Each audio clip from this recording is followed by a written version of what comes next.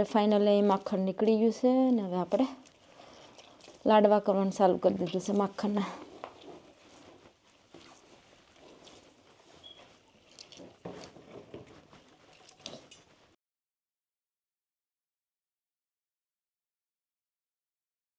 જય શ્રી કૃષ્ણ, જય શ્રી રામ, હર હર મહાદેવ. તો મેં આગળ પાછળ ક્યાં ચાલવાની છે પણ મને ગાર્ડનમાં આવો તો બરફ જોવા મેં તમને બતાવું. અને હવે સ્લીપરી બરફ છે. આમ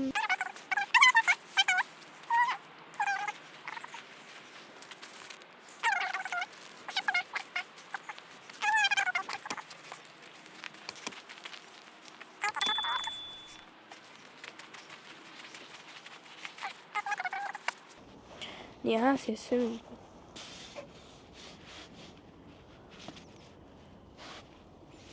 ફુલી ફ્રોઝન થઈ ગયું.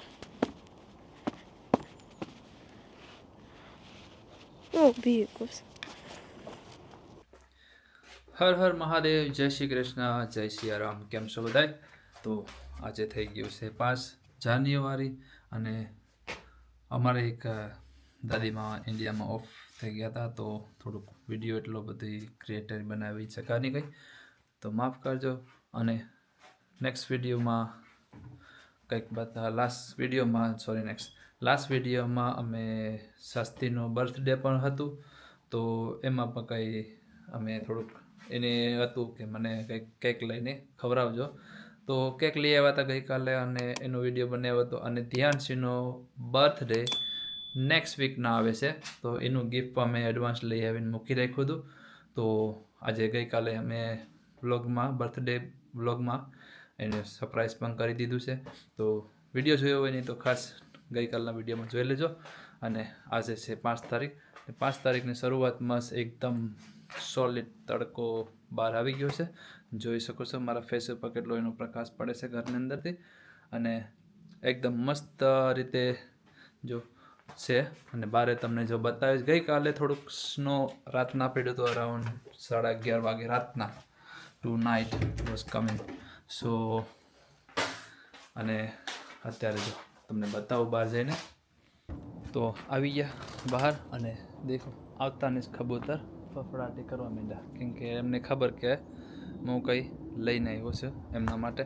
તો હું પહેલાં અહીંથી ગયો ને ત્યારે મેં બધું આપી દીધેલા. જો તમે બેકગ્રાઉન્ડમાં ઉડ્યા ને થોડાક કબૂતર, તો આવું જ છે કંઈ. અને ઠંડીના લીધે થોડુંક કેમેરામાં પણ થોડુંક બ્રલ થઈ ગયું. તો અમે આવ્યા બહાર અને જો આખું ગાર્ડન બરફથી ભર્યું છે. હજી ગ્રાસ તો બધું એકદમ પેલું થઈ ગયું, આખું ગ્રાસ એમાં આવડું થઈ ગયું છે. ને રસ્તો પણ આખો બરફનો ભર્યો છે એકદમથી. ને સારું છે. અમે ત્યાં પહેલાં શેડની ઉપર છે ને 2 પ્લાય નાખી દીધી હતી, સારું થયું. ને અત્યારે એ પણ થોડુંક પેલું થઈ જતે. ને આ ઝાડવા જો એકદમ અત્યારે થોડીક ઠંડી પડ્યા ને ત્યારે એનું જરાક મૂંઝવણ આવ્યું, પણ એની કંઈ અસર નથી થતી. હજી એવાની વાત છે ઝાડ, પણ ફૂલ નથી અત્યારે. ફૂલ બધા મૂંઝાઈ ગયા છે. ને આપણે જતા રહીએ અંદર. હવે ઠંડુ છે બહાર બહુ. અને આજે જ્યોતિવે છે ને બર્થડેના દિવસે એનું શાસ્ત્રીનું ફેવરેટ સમોસા બનાવ્યા હતા. તો હું આજે કાલે તમને બતાવીશ કે સમોસાનું કેવી રીતના જ્યોતિએ બનાવ્યા હતા એ. તો ગઈકાલે અમે 2 બ્લોગ બનાવ્યા હતા, પણ એક બ્લોગ નથી મૂક્યો, કેમ કે એક બ્લોગ હજી કાલે મૂકશું, આજે નહીં મૂકવાના. તો આજે અમે છે ને આ બ્લોગ મૂકવાના છે, કે ગઈકાલનો મૂકીએ નથી ખબર, પણ તમે જોજો નેક્સ્ટ બ્લોગમાં. ઘણું બધું સારું હતું, મજા આવી ગઈ છોકરાઓને રે. અને બહુ મસ્ત થઈ ગયું બર્થડેનું. અને એ પણ એમ કહેશ કે પપ્પા મારું આ વર્ષનું બર્થડે બહુ સારી રીતે ગયું. ઓકે ચાલો, તને પસંદ આવ્યું તો બહુ થઈ ગયું અમારું કામ. તો ચાલો જોઈએ છે આગળ જઈને શું કરીએ છે આખા દિવસનું બ્લોગમાં. તો જય શ્રી કૃષ્ણ, જય શ્રી રામ, હર હર મહાદેવ. જેને કોઈ સબસ્ક્રાઈબ ન ચેનલમાં કર્યું હોય તે સબસ્ક્રાઈબ ખાસ કરજો, તો તમને નેક્સ્ટ વિડીયો પહેલાં મળી શકે. અને લાઈક અને શેર પણ કરજો. અને કોમેન્ટ કરીને જરા બતાવજો કે તમને બ્લોગ કેવો લાગ્યો છે. ને કોઈને જોવા માટે પણ મોકલાવી શકશો. તમે શેર કરજો તો કોઈને તમે બતાવી શકશો કે અમારા આ બ્લોગરને સપોર્ટ જોઈએ છે થોડોક. તમારો સબસ્ક્રાઈબ અમને મોટો એવો સપોર્ટ મળી શકે છે, પણ ખાસ ચેનલને સબસ્ક્રાઈબ કરજો અને શેર પણ જરૂર કરજો અને કોમેન્ટમાં લખજો કે તમે ક્યાંથી જોશો. તો જય શ્રી કૃષ્ણ, હર હર મહાદેવ. રાધે રાધે, જય શ્રી કૃષ્ણ, હર હર મહાદેવ, જય સિયારામ અને જય માતાજી બધાને. કેમ છો બધા? જો લંડનમાં બહુ ઠંડી પડે છે અને એકદમ ઠંડુ લાગે છે ને આપણે હવે આવી ગયા છે અહીંયા ડબલ ક્રીમના ડબ્બા લઈને. આ છે તો ડબલ ક્રીમ આપણે કોસ્કોમાંથી લાવ્યા હતા, ઘણા દિવસ થઈ ગયા પાછા. તો આજે એનું આપણે મિક્સ કરવાનું છે અને માખણ કાઢવાનું છે. તો ચાલો મેં બેઠી ગઈ છે હવે ને ચાલુ કરી દઈએ. ચાલો, તો અહીંયા દૂધ લઈ લીધું છે અને આપણે અહીંયા બીટર લઈ લીધું છે મિક્સ કરવા માટે.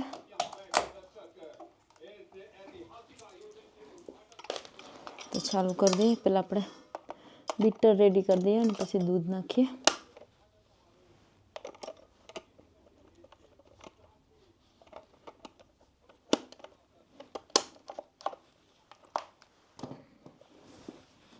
ચાલો, તો બીટર રેડી થઈ ગયું અને હવે આપણે દૂધ વાસવાનું હતું અને કઈ ડેરીનું છે તે. આ તો એકદમ ફ્રીઝરમાં કડક થઈ ગયું છે, નીકળતું પણ નથી કેમ કે હમણાં બહુ ઠંડી છે બારે.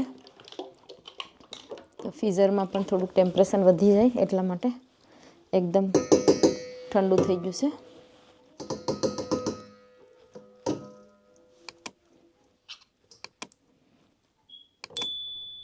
તો આપણે આને હમણાં સાઈડમાં રાખીએ ડબ્બા, કેમ કે તેમાં હજુ એકદમ કડક થઈ ગયું ઠંડીના કારણે.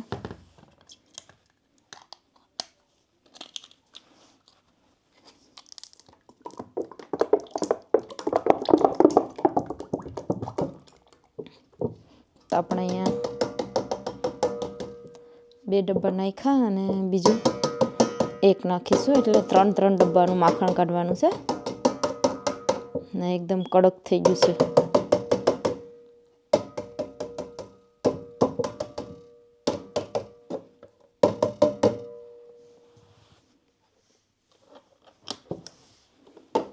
તો આપણે અહીંયા ધીમે ધીમે ચાલુ કરી દઈએ મિક્સ કરવાનું.